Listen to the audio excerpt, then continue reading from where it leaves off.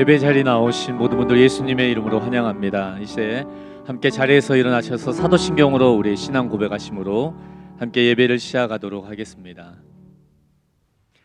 나는 전능하신 아버지 하나님 천지의 창조주를 믿습니다. 나는 그의 유일하신 아들 우리 주 예수 그리스도를 믿습니다. 그는 성령으로 잉태되어 동정녀 마리아에게서 나시고 본디오 빌라도에게 고난을 받아 십자가에 못 박혀 죽으시고 장사된 지 사흘 만에 죽은 자 가운데서 다시 살아나셨으며 하늘에 오르시어 전능하신 아버지 하나님 우편에 앉아 계시다가 거기로부터 살아있는 자와 죽은 자를 심판하러 오십니다. 나는 성령을 믿으며 거룩한 공교회와 성도의 교제와 죄를 용서받는 것과 몸의 부활과 영생을 믿습니다. 아멘. 이제 함께 주님을 찬양하며 나아가도록 하겠습니다.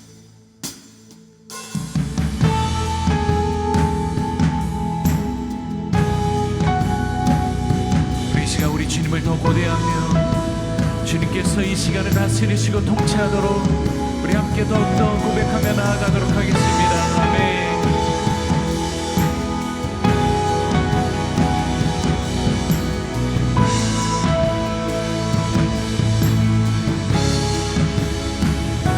주 바라봅니다. 물러서지 않으리. 주의 비전 내게 보이소서. 주 바라봅니다. 주는 나의 도움. 주의 지혜 내게 알리소서.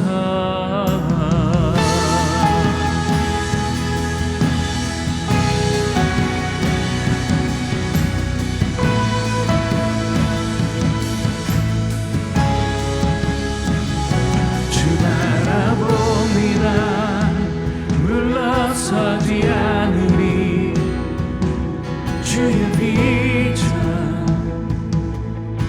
내게 보이소서. 주 바라봅니다. 주는 나의 도움. 주의 지혜 내게 알리소서. 사랑의 주 나의 길. 사랑의 주 내 방패. 사랑의 주 내 반석. 영원토록 주만. 우리 다시 한번 고백합시다. 주 바라봅니다. 주 바라봅니다. 물러서지 않으리. 주의 비전 내게 보이소서. 주 바라봅니다. 아멘. 주는 나의 도움. 주의 지혜 내게 알리소서. 사랑의 주 나의 길.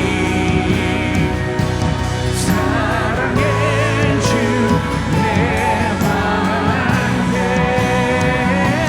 사랑의 주 내 반석. 영원토록 주만 사랑해. 사랑의 주 나의 힘. 사랑해.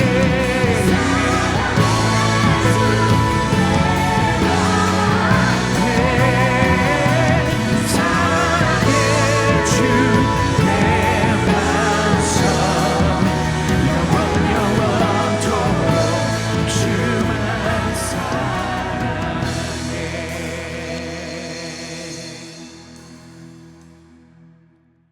우리는 은혜가 필요한 중독자들입니다. 네, 다시 한번 읽어볼까요? 시작. 우리는 은혜가 필요한 중독자들입니다. 네, 우리 마태복음 18장 3절 말씀 함께 읽겠습니다. 시작. 이르시되 진실로 너희에게 이르노니 너희가 돌이켜 어린아이들과 같이 되지 아니하면 결단코 천국에 들어가지 못하리라. 아멘. 한 책에서 읽은 내용입니다. 3살 된 아이가 갓 태어난 동생, 즉 갓 태어난 갓난 아이를 가 있는 방에, 누워 있는 방에 가서 문을 안에서 걸어 잠그고 이렇게 말을 걸었다고 합니다. 동생아, 우리가 도대체 어디서 왔는지 말해다오. 나는 너무 오래돼서 기억이 나질 않는다. 네가 자라가며 그 기억을 잃게 되기 전에 우리가 어디서 왔는지 얘기해 줬으면 좋겠다. 우리의 영적 성장은요, 우리가 자라면서 잊어버린 나 자신에 관한 것을 되찾는 과정이라고 예수께서 말씀하시는 겁니다.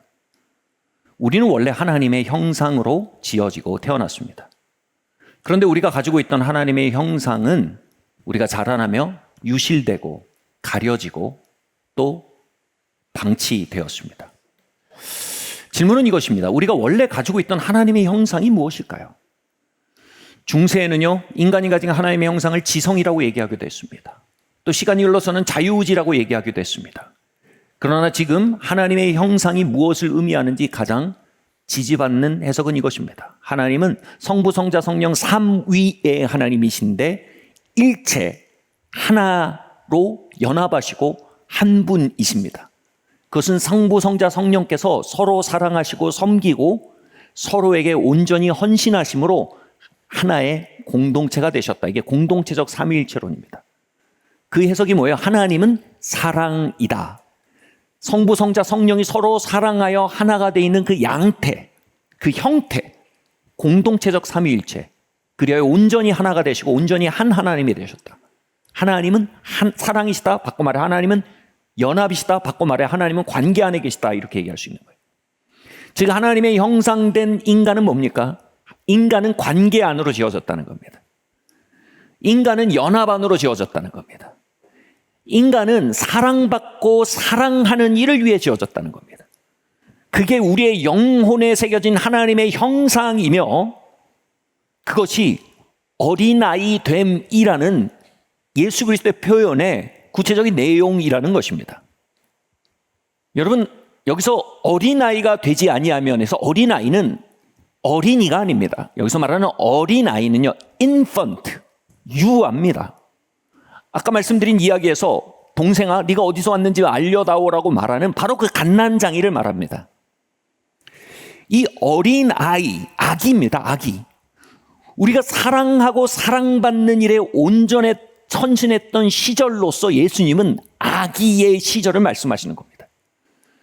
여러분, 아기를 보면요, 거의 사랑하고 사랑받는 일이 풀타임 잡인 것처럼 살아갑니다. 눈만 뜨면 아빠, 엄마의 눈빛을 찾습니다. 사랑을 갈구합니다. 그리고 포옹을 원합니다. 그리고 그 눈빛과 포옹을 받고 다시 그것을 나름의 방법으로 돌려줍니다. 제가 막내가 태어났을 때 비교적 철이 난 상태의 아버지였어요. 첫째, 둘째는 좀 초보였고요.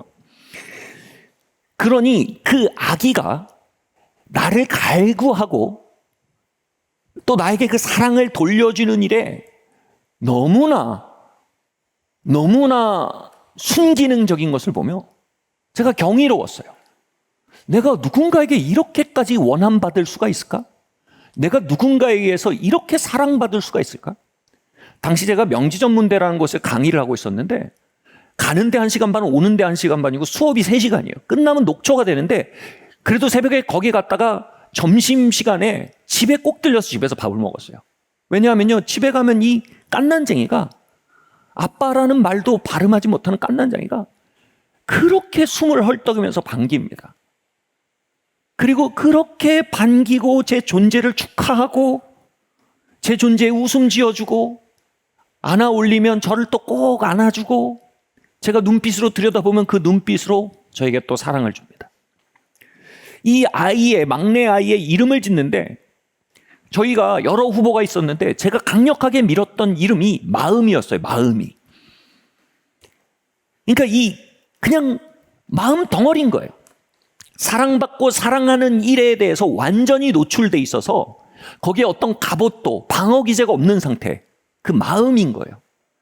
그래서 제가 마음이라는 이름을 밀었는데 그때 최후 변론에 막혔어요. 최후 변론에. 그때 나왔던 영화 중에 강아지 영화가 마음이라는 영화가 있었어요. 마음이 정말 마음이로 살았으면 좋겠어요. 앞으로도.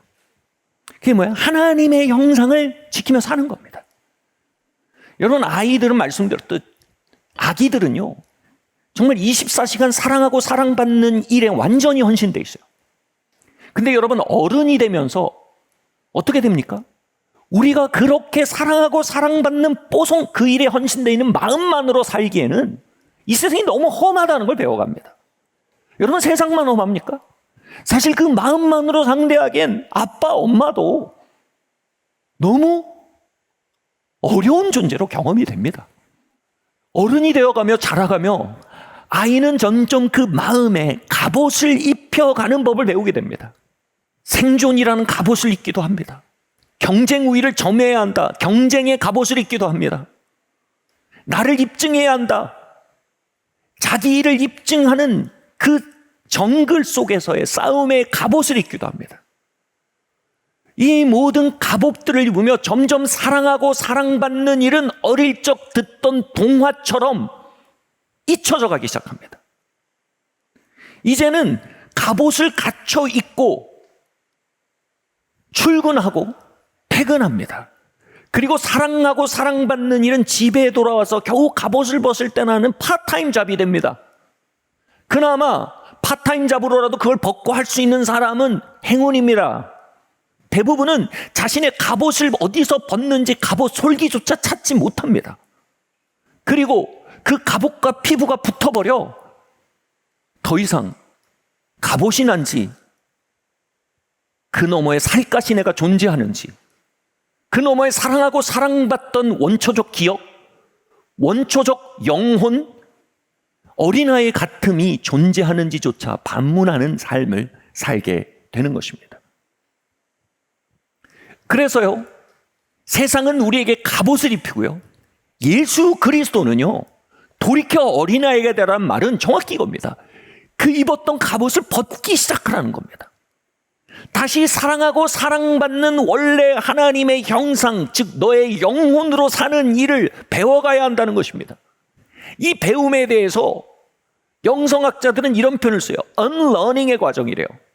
다시 말해, 우리가 크면서 생존을 배우고, 크면서 자기를 입증해야 함을 배우고, 크면서 경쟁을 배워가고, 크면서 시기를 배워가면서 점점 갑옷을 입었던 것이 learning, 삶을 배웠다는 거예요. 근데 그것을 이제 다시 잊어버리기 시작한 unlearning, 배웠던 것을 다 해체하는 것이 영적 성장의 과정이랍니다. 세상은 갑옷을 입도록 우리를 불러왔고, 그리스도는 갑옷을 벗고 하나님의 형상, 갑옷 너머의 민낯, 살갗으로 살아가도록 우리를 부르고 계시다는 것입니다. 여러분, 본질적인 회개는 비도덕을 버리고 도덕 안으로 들어오는 것이 아닙니다. 본질적인 회개는 갑옷을 벗고 하나님의 형상 우리 자신으로, 그 살갗으로 이 땅을 살아가는 삶입니다. 영혼으로 사는 것입니다. 이 이야기에 아주 좋은 영감을 주는 이 제임스 조던이란 분의 이야기를 좀 들려드리겠습니다. 그분은 자라면서 당연히 모든 사람들이 그렇듯이 사랑하고 사랑받기 원하는 영혼으로 존재하다가 그것에 응답할 수 없는 가정 현실 속에 실망하고 상처받고 마침내 포기합니다. 마음으로 산다는 건 불가능하구나. 사랑하고 사랑받는 일은 정말 애들이 가지는 환상이지 현실은 그렇지 않구나. 결국 그는 마음으로 살 수 없음을 받아들이고 갑옷을 갖춰 입습니다. 그는 독립을 하자마자 사슴 사냥꾼이 됩니다. 뉴질랜드에는요, 사슴 개체수가 너무 많이 늘어나서 사슴을 계속 잡아서 개체수를 조절하는 사냥꾼들을 정부에서 고용하는데, 그들이 하는 일은요, 한 달 내내 산속에 혼자 생존하면서 사슴을 잡는 일입니다. 사실은 제임스 조던은 사슴 잡는 일이 좋아서 그 일을 한 게 아닙니다. 그는 사람과 사람 사이에 사랑하고 사랑받는 일에 너무 상처받았고 너무 피로감을 느꼈고 그리고 너무 소망을 느끼지 못했기에 그는 차라리 산속으로 들어가 버린 것입니다. 그가 사랑하고 사랑받는 일에 골몰하던 어린아이의 자리에서 갇혀 입었던 갑옷은 이것이었습니다. 마초맨이었습니다. 나는 이제 혼자 스스로 살아남는 남자가 될 것이다. 나는 그 누구도 필요하지 않다. 나는 혼자다. 나는 스스로 해낼 것이다. 이제 내 힘이 나의 안전지대고 나의 능력이 나의 피난처다. 나는 사랑을 믿지 않는다. 나는 힘을 믿는다. 그는 강한 남자가 되었습니다. 실제로요, 거의 100kg에 달하는 사슴을 얻고도요, 산을 넘는 정도 강한 사람이 되었고요. 그리고 혼자 산속의 어떤 형편에서 살아남는 생존자가 되었습니다. 그러던 중 그가 예수 그리스도를 영접하고 예수님을 만나게 되었습니다. 교회를 다니기 시작했는데 교회를 다니던 중 한 60대 정도 되신 권사님이 주변 성도들에게 제임스 조던을 소개하면서 한 20대 초중반의 제임스를 소개하면서 이렇게 얘기한 겁니다. 여기는 제임스라고 하네. 올해 예수님을 영접한 베이비 크리스찬이야. 근데 이 제임스 조던이 베이비란 말에 완전히 긁혀버렸어요. 베이비라고요? 마음속으로 했더니 아줌마 내가 베이비라고요? 나는 사슴을 짊어지고 산을 넘는다고요. 나는 혼자 한 달 동안 산속에 혼자 살아남을 수 있다고요. 내가 진짜 어른이죠. 당신이 삶을 압니까? 당신이 생존을 압니까? 당신이 어른됨을 압니까? 내가 베이비라고요. 그러면서도 스스로 내가 왜 이렇게 긁히지? 반문했던 것 같습니다. 여러분, 대부분 우리가 긁히는 경험은요, 자존심이 건드려지는 경험은요, 갑옷이 살에 붙어버려서 갑옷이 난지 내가 갑옷인지 모르는 상태가 되었을 때 그게 쩍 하고 떨어질 때 그때 경험하는 파열음이 긁힘입니다. 그러더니 제임스는요, 잭 윈터라는 하나님 아버지의 마음 사역자를 만나게 되고요. 하나님이 우리의 아빠이시며 우리가 그분의 아들, 딸이며 그분의 초자연적인 사랑의 부음 안에 살아가는 특권을 누릴 수 있는 자임을 배우게 됩니다.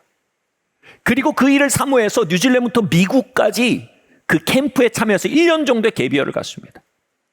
그런데 그곳에서 자원봉사를 하면서 수많은 사람이 잭 윈터의 사역을 통해 하나님 아버지를 만나고 그 사랑을 흠뻑 경험하는 일을 섬기면서도 본인에게는 그 일이 전혀 벌어지지 않는 것에 의문을 품기 시작했습니다. 그리고 마침내 1년이 다 돼서 뉴질랜드로 돌아가야 되는데 자기 와서 시큰 봉사만 했지. 하나님 아버지는 모르겠어요. 그 잭 윈터를 찾아갑니다. 목사님, 제가 뉴질랜드 돌아가야 되는데 저를 위해서 좀 기도 사역을 한번 해주셨으면 좋겠습니다. 이대로 돌아갈 수는 없습니다. 잭 윈터 목사님의 시그니처 사역이 있었어요. 이게 뭐냐 하면 여기 일단 수건을 얹습니다. 그리고 거기에 있는 그 성도들을 끌어안고 하나님 제 품과 제 팔이 하나님 아버지의 팔과 품이 되게 하사 하나님 이 아들을, 이 딸을 끌어안아 주세요 라고 기도하는 사역이었습니다. 여기 왜 수건을 얹었냐면 그렇게 사역할 때 하나님의 초자연적인 사랑이 그 영혼 가운데 부어져서요, 그 사랑하고 사랑받기 원했던 어린아이, 그 영혼, 진짜 자아라고 합니다. 그 중심으로, 그 갑옷 너머에 있는 그 영혼으로 흘러들어가면 애든 어른이든 남녀노소 물어대소하고 몸에 있는 모든 물이 입과 코와 눈을 통해서 나오는 거죠. 그러면 잭 윈터 목사님 셔츠가 다 젖어버리니까 여기 수건을 얹어놓고 사역을 해야 했던 것입니다. 제임스가 그때 잭 윈터에게 그렇게 요청하자 잭 윈터가 좋다, 내가 너를 위해 기도 사역하겠다. 그런데 한 가지 조건이 있다 이렇게 얘기합니다. 그 한 가지 조건은 이것이다. 당신이, 너가 하나님 아버지의 사랑을 필요로 하는 한 명의 아이가 될 수 있겠냐? 그 사랑하고 사랑받는 일을 갈구하며 그것이 돌아오지 않아 실망하고 그 일들이 쌓여 마침내 좌절하고 포기해버린 그 아이가 되어 아바 나를 사랑해 주세요라고 말하는 위치에 설 수 있겠냐? 이 말이 뭡니까? 언러닝입니다. 네가 사냥꾼이 되어 배웠던 것을 잊고 다시 아이의 자리에 돌아갈 수 있겠냐? 스스로 생존자가 되기 위해 너를 입증하기 위해 경쟁의 우위를 점하기 위해 배워왔던 갑옷을 벗고 다시 사랑하고 사랑받는 일에 돌아갈 수 있겠냐? 제긴터의 그 요청은요, 제임스 조던의 폐부를 찌릅니다. 자신의 존재의 양태에 대해 빛을 비춰준 것입니다. 그리고 네, 그렇게 하겠습니다. 이제 나는 마초맨 제임스가 아닙니다. 이제 나는 생존자 제임스가 아닙니다. 이제 나는 사슴사냥꾼 제임스가 아닙니다. 이제 나는 아버지의 사랑을 갈구하는 하나님의 형상 아이 제임스입니다. 돌이켜 어린아이 자리로 돌아갑니다. Unlearning. 그래서 영적 성장에 대해 growing up이 아니라 growing down이라는 얘기를 해요. 그는 growing down, 영적으로 성장하기 위해서 우리가 떠났던 아이의 자리, 그 형이 깐난쟁이 동생을 놓고 야 우리가 어디서 왔는지 난 기억이 안 나, 어디서 왔는지 얘기해줘 라고 말하는 그 자리요. 우리 마음이가 숨을 헐떡거리며 저를 반기던 그 자리요. 그 자리로 제임스가 돌아가도록 초청받았고 그 자리에서 제긴터의 기도 사역을 받으며 그의 인생 전체가 바뀌었다고 말합니다. 그 주님께서 오늘 여러분을 초대하십니다. 여러분 안에 마음이 살고 있습니다. 여러분 안에 하나님의 형상이 살고 있습니다. 우리에게 갑옷을 더딥혀 왔던 세상의 갑옷 솔기를 예수 그리스도는 풀기 원하십니다. 어떻게 이 거친 세상을 그 속살로 살겠느냐 반문하는 우리의 영혼에 아바는 신뢰와 인도하심을 가르치십니다. 말씀드렸듯 우리는 아기 시절에 사랑하고 사랑받는 일에 초민감했습니다. 어디서 사랑이 온다 싶으면 그곳으로 존재가 향했습니다. 온기가 느껴지고 그 사랑이라는 것은 그 시절의 개념도 아니고 철학도 아니었어요. 그냥 기후였어요. 그쪽으로 응답하고요. 그 사랑을 받아서 또 그 사랑을 흘려보낼 것에 대해서 아주 초민감함으로 흘려보내던 시절이 우리 모두에게 있었습니다. 그 시절에 우리는 핸드폰에 민감하지 않았습니다. 그 시절에 우리는 성공에 민감하지 않았습니다. 그 시절에 우리는 생존에 민감하지 않았습니다. 그 시절에 우리는 사랑에 민감했습니다. 우리가 그 자리로 들어갈 때 그리스도께서 뭐라고 하십니까? 천국으로 들어가게 된다고 합니다. 여기서 말하는 천국은 죽어가는 천국이 아닙니다. 구원의 커트라인을 말하는 게 아닙니다. 여기서 말하는 천국은 보이지 않으나 우리를 둘러싸고 있는 하나님의 임재와 사랑과 음성을 말하는 것입니다. 아멘? 우리가 그 아이의 자리에 돌아갈 때 우리에게 감지되지 않던 하나님의 음성이 감지되고 우리가 잡을 수 없었던 하나님의 사랑을 캐치하게 되고요. 우리가 읽을 수 없었던 하나님의 일하심을 읽을 수 있게 된다는 것입니다. 갑옷을 내려놓을 때 우리는 하나님의 보호하심을 얻습니다. 갑옷을 내려올 때 우리는 하나님과의 친밀함을 얻습니다. 갑옷을 놓을 때 우리는 하나님의 지혜와 하나님의 음성을 얻습니다. 이 거친 세상 어떻게 그 영혼으로 살아가냐고요? 하나님으로 살게 되는 것입니다. 아바로 살게 되는 것입니다. 이 사랑하고 사랑받는 일이라는 키워드를 한마디로 바꾸면 친밀함이라고 말합니다. 친밀함이요. 참 흥미가 떨어지는 단어죠. 연봉이라는 단어가 더 삶을 구성하는 핵심 같죠. 성공, 승진, 승진의 길 하면 아멘. 친밀함의 길. 아멘. 그러나 우리가 참 존재를 회복할수록, 갑옷을 벗을수록, 가짜 자기를 벗을수록, unlearning, 잘못 배웠던 걸 내려놓을수록 점점 우리의 영혼의 풀타임 잡이요 친밀함이 됩니다. 여러분, 친밀함이 뭡니까? 친밀함의 길을 어떻게 갈까요? 우리는 어떻게 갑옷을 벗고 친밀함 안으로 들어갈까요? 구체적으로 그게 뭘까요? 그 길은요, 친밀함이라는 단어 자체에 힌트가 있습니다. 이 친밀함은요, 영어로 intimacy인데 라틴어로 intimus라는 뜻에서 왔다는 설이 있습니다. intimus라는 라틴어는 뭘 말하냐면 안에 있는 것이란 뜻이에요. 속에 있는 것이란 뜻입니다. 또한 다른 설에 의하면 이 intimacy, 친밀함이라는 단어는 인티모르, 두려움 속으로라는 라틴어에서 왔다는 설도 있어요. 우리 안에 있는 것, 즉 인티무스거나 두려움 속으로라는 인티모르라는 것이 친밀함이라는 뜻의 본질이라는 겁니다. 이것은 친밀함의 길을 굉장히 잘 시사해 주고 있습니다. 여러분, 사랑하고 사랑받기를 갈구하는 우리의 영혼과 그 우리의 영혼의 진실을 누군가에게 보인다는 건요, 대단히 위험한 일입니다. 즉, 내 삶에 정말 안에 있는 것을 드러내는 것, 이것은 무서운 일입니다. 인티무스를 인티모르로 끌고 가는 것입니다. 그게 친밀함의 길입니다.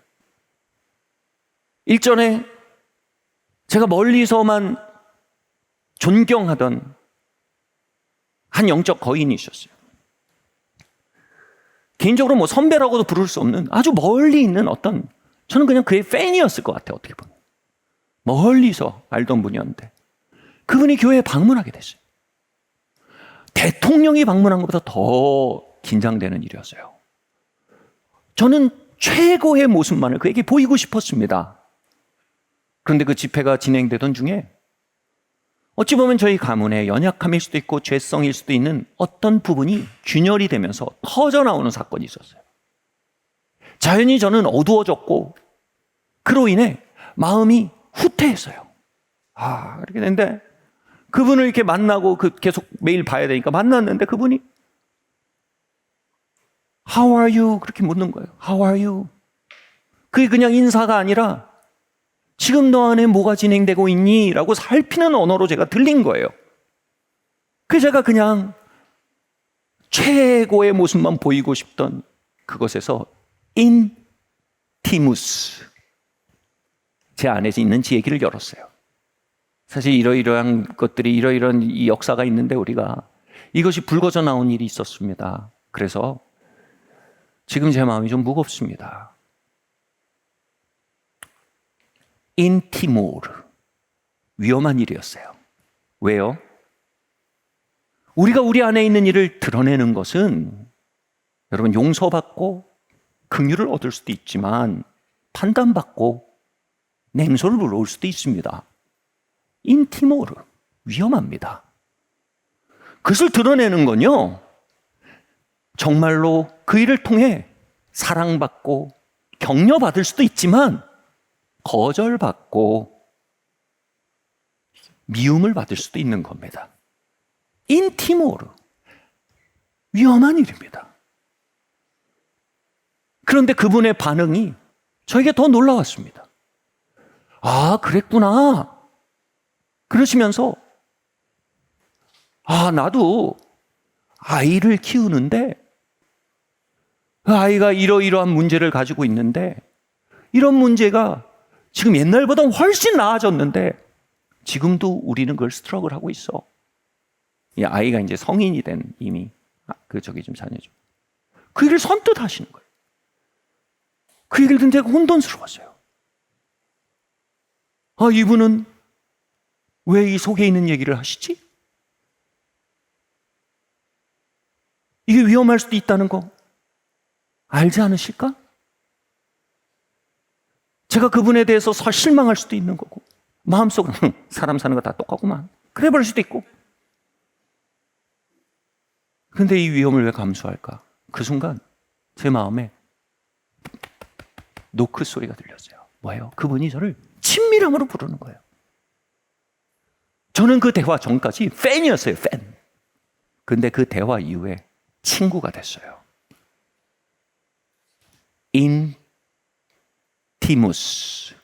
인티모르가 인티모르와 인티무스로 응답될 때 거기에 친밀함, 친교 안에 있는 것을 드러내고 서로를 향해 위험을 감수하는 것. 거기서 여러분 친밀함이 시작되는 겁니다. 그렇게 친밀함이 그분과 시작되면서요, 저는 하나님에 관해서 가장 깊고 귀한 것들을 그 우정을 통해 배워가게 됐어요. 왜요? 여러분 진짜 기독교는요 친밀함을 통해서만 흘러갈 수 있습니다. 하나님은 친밀함을 통해서만 흘러가십니다. 왜요? 하나님은 사랑이십니다. 하나님의 양태 자체가 성부, 성자, 성령께서 깊이 친교하시는 형태이십니다. 그 하나님의 홈그라운드가 바로 어디예요? 친밀한 관계입니다. 우리는 자신을 열어 보이는 위험을 감수하는 선택을 배워가야 합니다. 친밀함의 길을 걸어나가야 합니다. 우리의 갑옷 솔기에 매듭을 풀고 그 갑옷 너머에 있는 우리의 진짜 영혼의 이야기를 개방하는 법을 배워야 합니다. 그렇게 인티머시가 자라나갈 때 하나님은 그곳에 임재하십니다. 하나님은 그곳에 통해 역사하십니다. 현대 심리학의 발전은요, 신학적인 개념들을 좀 더 정밀하게 설명할 수 있는 도움을 줍니다. 저는 신학적으로 제일 난감한 단어가 바로 죄라고 생각합니다. 신학적으로 말하는 죄는요, 절대로 도덕적인 단어는 아닙니다, 여러분. 근데 우리가 죄라는 신학의 단어를 들으면 죄라는 윤리적 단어로 번역해서 듣는 것이 현실입니다. 그러나 이 죄를 더 잘 번역할 수 있는 언어는 심리학인 것 같습니다.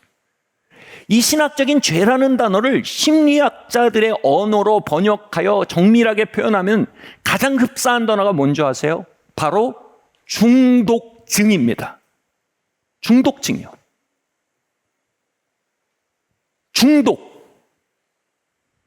중독이 뭡니까?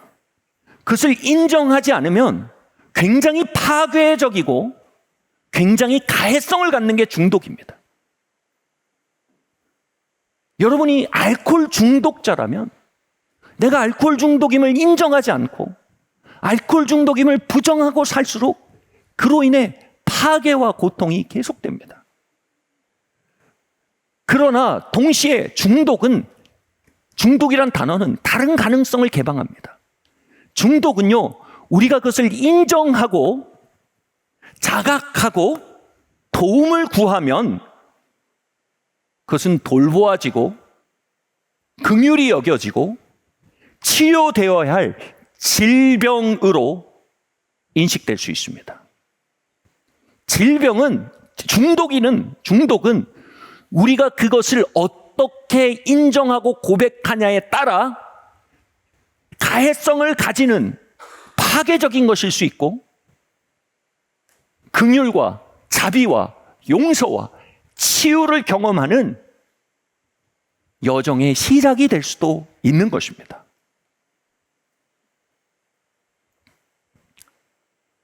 특별히 저는 이 중독이라는 단어를 죄의 가장 좋은 설명으로 받아들이는 논거 중에 하나로 알코올 중독 치유 모임인 AA라는 모임을 떠올리게 됩니다. AA라는 모임은요, 알코올 중독이라는 중독 중에 여러분 굉장히 사실은 고통이 큰 중독이랍니다. 주변을 진짜 힘들게 하는 중독 둘이 알코올 중독과 도박 중독이래요. 다른 중독은 혼자 조용히 파괴되는데 알코올 중독과 도박 중독은 주변을 다 끌고 들어가는 거예요. 주변을 다 끌어당기는 블랙홀처럼 파괴하는 중독인 거예요. 근데 이 알코올 중독을 치유하는데 여태까지 여러분 인류가 가졌던 모든 툴 중에 가장 훌륭한 툴이 바로 AA라는 툴입니다. 이 AA라는 알코올 중독 치유 모임은요, 복음의 원리들을 치유 과정으로 12단계 치유 과정으로 만들어낸 모임입니다. 그곳에서 가장 중요한 치유의 시작을 이렇게 말합니다. 당신이 인정하지 않을 것을 치유할 수 없다. 당신이 인정하지 않는 것은 계속 당신 안에 머물러 있으며 당신을 통제할 것이고 마침내 당신 자신과 당신 주변을 파괴할 것이다. 여러분, 이게 시작점입니다. 우리가 인정하지 않는 죄는 치유될 수가 없습니다. 우리가 인정하지 않는 중독은 우리 안에 계속 같이 살 것입니다. 그리고 우리의 삶을 다스리고 통제할 것입니다. 그리고 야금야금 우리를 먹어치우고 우리의 부르심을 먹어치우고 우리의 유혹과 관계를 먹어치우고 우리의 잠재력을 먹어치우고 마침내 우리의 주변을 먹어치울 것입니다. 이 말은 경고이자 희망입니다.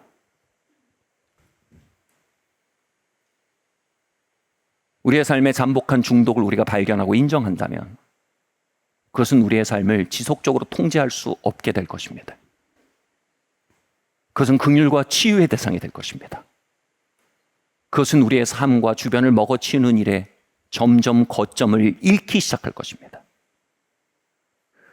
중독 치유 전문가인 제럴드 메이가 이렇게 말합니다. 인류는 모두 중독이라는 전염병을 가지고 있다. 그리고 그 중독의 본질은 친밀함, 사랑하고 사랑받는 일에 있어 좌절되고 그것을 대체하거나 뒤틀려서 형성된 것이 모두 중독이다. 다시 말해, 중독은 사랑하고 사랑받는 일이라는 가장 중요한 일의 진공 상태에 그 진공 상태를 채워버린 독가스라는 겁니다. 여러분, 아이들 인터넷 하지 마라 싸우잖아요. 근데 여러분 어떠세요? 여러분도 중독적으로 인터넷을 붙들게 되지 않습니까? 왜 그렇습니까? 인터넷은요, 연결에 대한 우리의 갈망의 투사체입니다.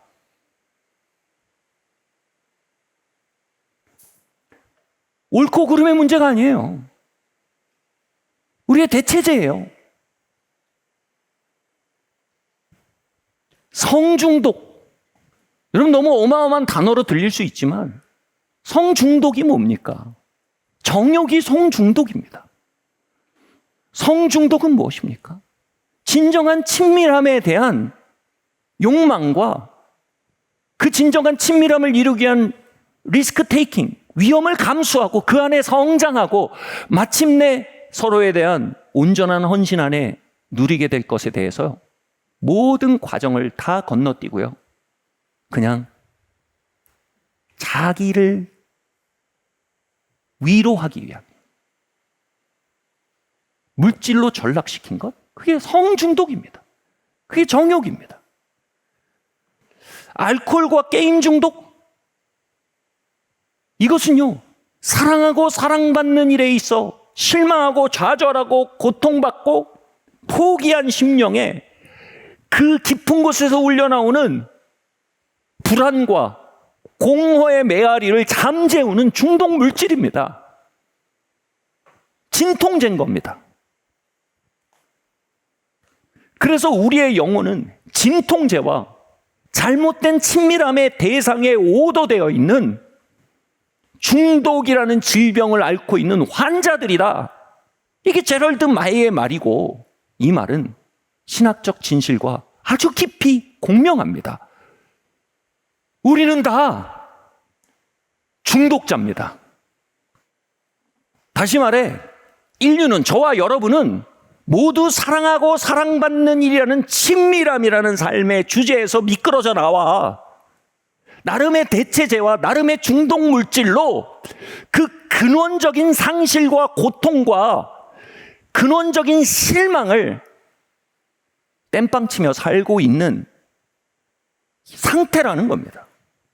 그렇게 우리는 어린아이의 자리를 떠나왔으며, 그렇게 우리는 진짜 양식을 떠나 불량식품으로 살아오도록 배워왔으며, 그렇게 우리는 사랑받고 사랑하는 일은 이 정글 같은 세상에 동화같이 낭만적인 일이지 불가능한 일로 생각하며 실망하고 있는 사람들이라는 겁니다.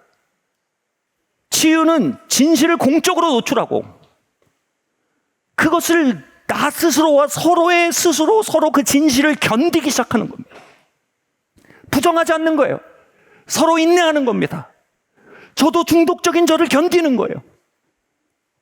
우리도 서로 그 중독의 그림자를 사는 서로를 견디어주는 겁니다. 그게 AA 모임의 핵심이에요. 그것을 견딜 때 뭐라고요? 그 진실의 꽃봉오리를 피울 때 뭐라고요? 거기에 진실의 꽃봉오리를 피우면 거기에 치유라는 나비가 내려와서 앉는데요. 은총이 역사한다는 거예요. 하나님이 거기 역사하신다는 거예요. 여기 진실의 꽃이 만개한 꽃밭이 되길 바랍니다. 나비는요, 은폐된 진실에 앉지 못해요. 그러나 드러난 진실, 중독자들의 아프지만 정직한 영혼의 이야기들, 그 위에는요 나비가 막 날아들어요. 아멘. 교회는요 그렇게 우리 스스로와 서로의 이야기를 소망 가운데 견디어주는 모임입니다. 격려하는 겁니다. 야, 나비가 날아와. 오늘 얘기 들었잖아. 저렇게 나비가 앉잖아. 그 나비가 너의 나비기도 해. 그리고 우리 스스로에게 말하는 거예요. 나비가 날아온다. 예, 하나님, 중독 30년 차 나의 영혼을 그 사랑의 길 안에 개방합니다. 당신의 치유와 자유케 하심과 새롭게 하심을 넘치게 부어 주시옵소서. 주님 감사합니다. 주님.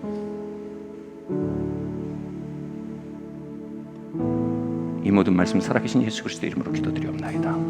지금은 우리 위해 피 흘려 죽으신 독생성자 예수 그리스도의 무궁하신 은혜와 하나님 아버지의 다함이 없으신 사랑하심과 성령 하나님의 감동감화 교통하시는 은총, 지금 고개 숙인 모든 중독센터 회원들 위해 그들의 삶의 현장과 친밀함을 갈구해왔던 그들의 영혼의 깊은 외침들 위해 지금부터 영원토록 함께 있을 지어다.